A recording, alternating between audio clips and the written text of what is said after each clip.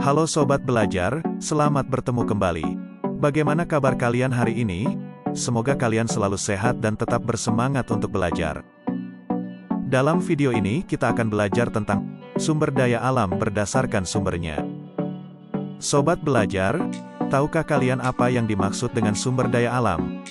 Secara umum, pengertian sumber daya alam adalah segala sesuatu yang bersumber dari alam yang dapat dimanfaatkan untuk memenuhi kebutuhan dan keberlangsungan hidup manusia. Alam yang menjadi habitat makhluk hidup, tumbuhan, hewan, dan manusia, merupakan penyedia sumber kehidupan, terutama kebutuhan primer seperti sandang, pangan, dan papan.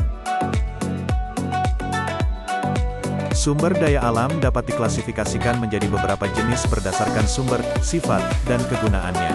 Dalam video ini hanya akan dibahas tentang jenis sumber daya alam berdasarkan sumbernya. Berdasarkan sumbernya, sumber daya alam dibedakan menjadi dua jenis, yaitu sumber daya alam hayati atau biotik dan sumber daya alam non-hayati atau abiotik. Sumber daya alam hayati adalah sumber daya alam yang berasal dari komponen biotik, yaitu meliputi seluruh makhluk hidup yang ada di bumi. Contoh sumber daya alam hayati atau biotik adalah tumbuhan, hewan, dan mikroorganisme.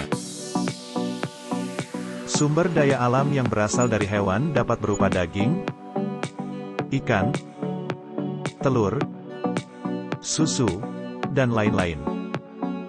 Sedangkan sumber daya alam nabati atau tumbuhan menjadi produsen utama rantai makanan. Sumber daya alam nabati dapat berupa rumput, sayuran, buah-buahan, kayu, getah, biji-bijian, rempah-rempah, dan lain-lain. Sumber daya alam non-hayati merupakan sumber daya alam yang bersumber dari komponen abiotik atau benda mati, yaitu meliputi seluruh unsur yang tidak bernyawa. Contoh sumber daya alam non-hayati antara lain air, tanah, udara, sinar matahari, batuan, bahan pertambangan, mineral, dan lain-lain. Sobat Belajar, demikian tadi uraian materi tentang sumber daya alam berdasarkan sumbernya. Silakan berkomentar, like, dan subscribe jika kalian suka. Sampai jumpa.